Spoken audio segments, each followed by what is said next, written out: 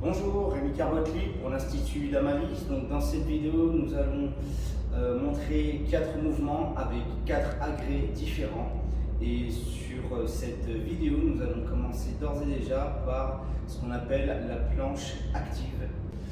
Donc, en ce qui concerne la planche active, il faut savoir que c'est un mouvement qui travaille et qui engage les abdos tout au long du mouvement. Donc pour la mise en place, ça se fait en 4 étapes. Donc on va commencer d'ores et déjà. Donc pour commencer, au niveau de la mise en place, on va mettre les coudes à 90 degrés, les épaules et les coudes sont dans l'alignement. Okay. On serre les poings, okay. Et on va tracter les coudes vers l'arrière pour engager les grands dorsales. Okay. Donc, à ce moment-là, on va tirer les talons vers le sol pour avoir une contraction au niveau des mollets et gagner encore plus de stabilité. Hop, hop, tracte vers le bas. Ok. Au niveau de la mise en place, on a fait du coup les 4 étapes. Donc, les coudes à 90 degrés. Deuxième étape, on serre les poings. Troisième étape, on va tracter les coudes vers l'arrière pour justement engager le grand dorsal. Et ensuite, les talons, on va les tirer justement vers le sol pour engager, pour en fait les étirer tout simplement. Une fois la mise en place, on va être sur la respiration qui va être très importante. Donc au niveau de la respiration, je me remets en place. Hop, on inspire. Ok. Et au niveau de la respiration, une fois qu'on a inspiré, on bloque la respiration et on va monter le corps d'un seul bloc. Ok. Et ensuite, on va expirer. Alors quand on va expirer, déjà, au niveau de la respiration, on va faire ce qu'on appelle une respiration diaphragmatique. Tout va se passer en fait au niveau du ventre. Donc on bloque, on se met en place, on tient et tout au long du mouvement, le fait de garder une respiration inspirée, expirée comme ça, on va pouvoir gagner en stabilité, d'accord? Et en fait, ce qu'il faut également savoir, c'est que sur ce mouvement-là, la respiration, elle est très importante. Pourquoi? Parce qu'en fait, elle va nous permettre de garder un bon engagement musculaire et avoir un travail optimal tout au long justement du mouvement. Pour qu'il soit également optimal, ça ne sert à rien de faire une planche active pendant 3 heures.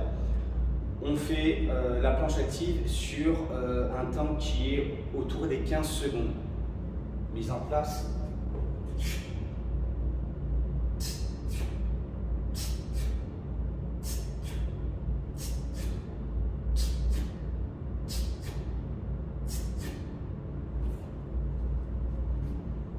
À ce moment-là, j'ai une planche active optimale et je vais pouvoir avoir de réels résultats sur ce mouvement.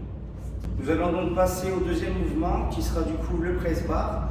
Le press bar sera découpé en 3 gros morceaux, donc le mouvement, la prise en main et la position plus le mouvement de l'exercice.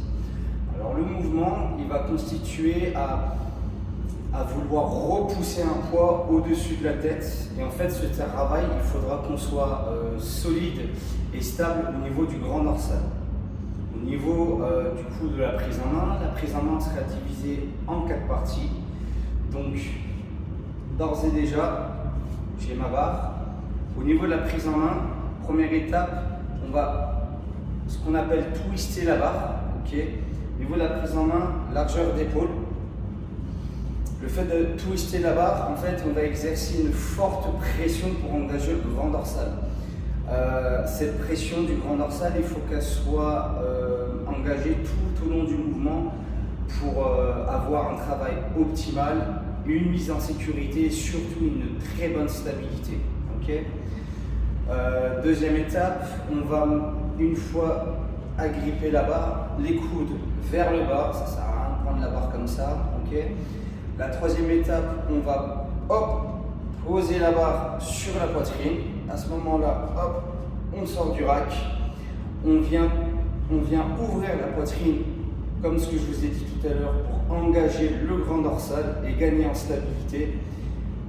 On va passer au niveau maintenant de la position et du mouvement en 4 étapes. Donc les pieds, largeur d'épaule, la pointe des pieds légèrement vers l'extérieur et on vient visser, on vient s'ancrer dans le sol pour avoir une très bonne stabilité lors du mouvement. Deuxième étape, on va tirer sur les rotules pour engager les quadriceps, les fessiers et on va engager également les abdos. Troisième étape, on va poser la barre du coup sur la poitrine et on va aller chercher à tordre la barre pour engager tout au long du mouvement le grand dorsal. Ça fait 3 fois que je le dis mais c'est très important. Et ensuite, à ce moment-là, je suis prêt à pousser ma barre. Quand je vais pousser ma barre, il y a le facteur de respiration qui est très important. Ok. Donc quand je vais vouloir pousser ma barre, je vais expirer et quand je vais la ramener vers moi, je vais inspirer. D'accord ?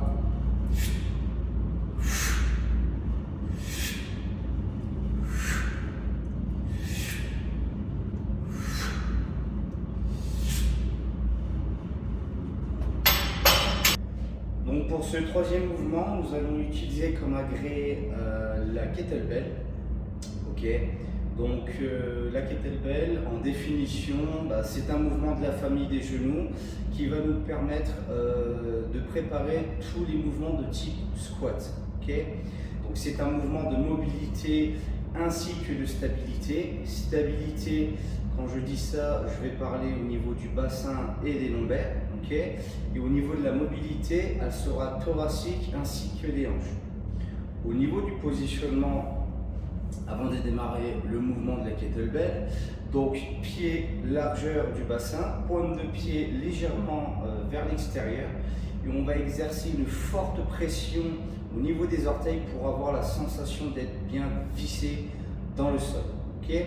Au niveau de la prise en main de la kettlebell, nous allons la prendre sur les côtés, okay, fermement pour avoir un fort engagement du tronc et pour être surtout bien stable.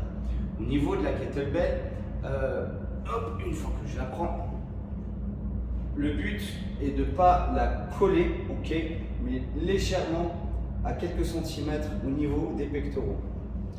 D'accord? Donc, à ce niveau-là, on va engager les fessiers et on va tirer les rotules vers le haut pour être beaucoup plus stable. Okay. Donc, au niveau du mouvement, ce qu'on va faire, c'est que quand on va descendre, juste avant de descendre, on va inspirer une fois qu'on est en bas pour savoir si on est bien. Les coudes, en fait, il faut qu'ils soient au niveau des genoux.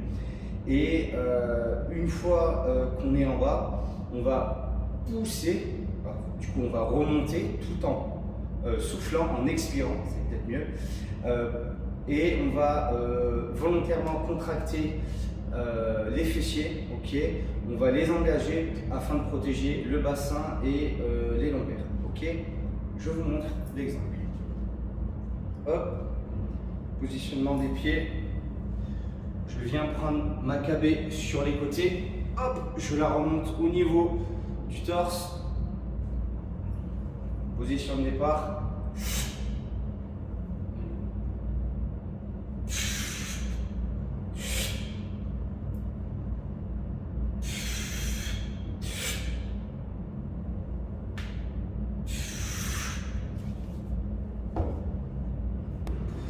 Donc pour ce quatrième mouvement, nous allons utiliser comme agrès le pull-up. Okay. Donc par définition, c'est un mouvement de la famille du tirage. Le pull-up, qu'est-ce que c'est concrètement? En fait, c'est des tractions à l'aide des sangles. Donc au niveau du positionnement, donc, on a plusieurs étapes. Donc comme vous pouvez voir, au niveau de la position des sangles, on est ce qu'on appelle sur une position extra courte, soit la plus haute. Hop. Au niveau de la position des bras, il faut qu'on soit sur une extension complète, donc le bras tendu. On va exercer une forte pression au niveau des poignets pour avoir un très bon grip. Le nombril doit être juste en dessous du point d'ancrage. On éloigne les épaules des oreilles. On va regarder loin devant soi. On va également engager les abdos pour avoir une meilleure stabilité. On va également engager les quadriceps ainsi que les fessiers. Le bas du corps, il est engagé, mais il reste léger. Okay? Au niveau du mouvement, tout simplement, on va vouloir tirer les coudes vers le bas afin d'exercer le mouvement de traction.